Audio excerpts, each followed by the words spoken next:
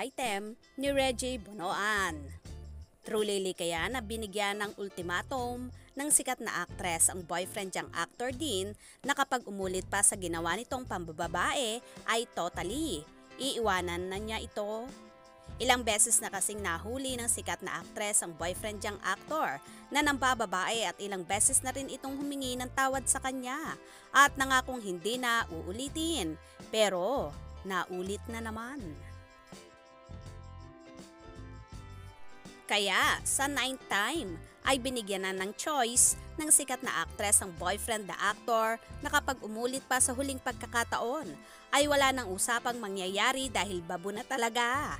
Ayon sa aming source na nakausap, ang sikat na aktres, sobrang na-depress siya sa ginawa ng boyfriend niyang aktor dahil hindi niya inakala na magagawa ito sa kanya.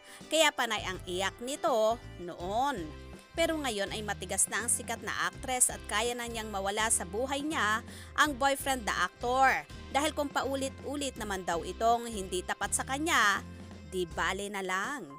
Nagsawa na. Actually, hinahayaan na nga ni sikat na aktres si boyfriend na aktor kapag nagpapaalam na aalis o may lakad kasama ang friends. Dati kasi, dami pang tanong ni aktres. Ngayon, okay na lang ang sagot.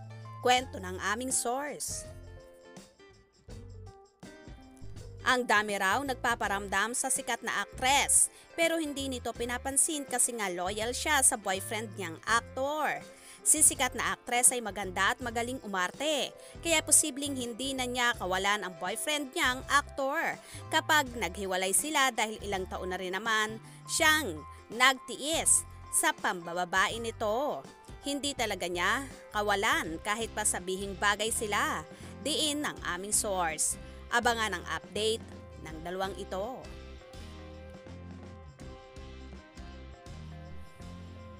Sino naman kaya ang nasa blind item na ito?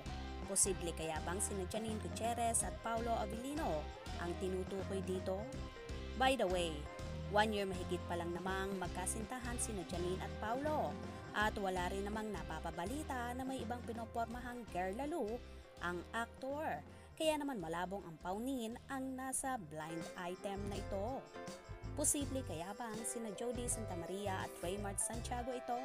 Kasi isa rin ito sa pinaghihinalaan sa naging blind item naman ni Jun Lalin noong nakaraan na kung hindi daw ang paunin ito, malamang sina Jody at Raymart ito na matagal-tagal na rin namang may relasyon pero hindi nga lang inaamin sa publiko.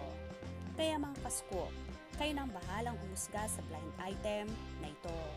Kaya naman tumutok at wag na wag pahuhuli sa mga maiinit na kaganapan. Mga kasko, anong inyong magiging reaction sa video ito? Comment below.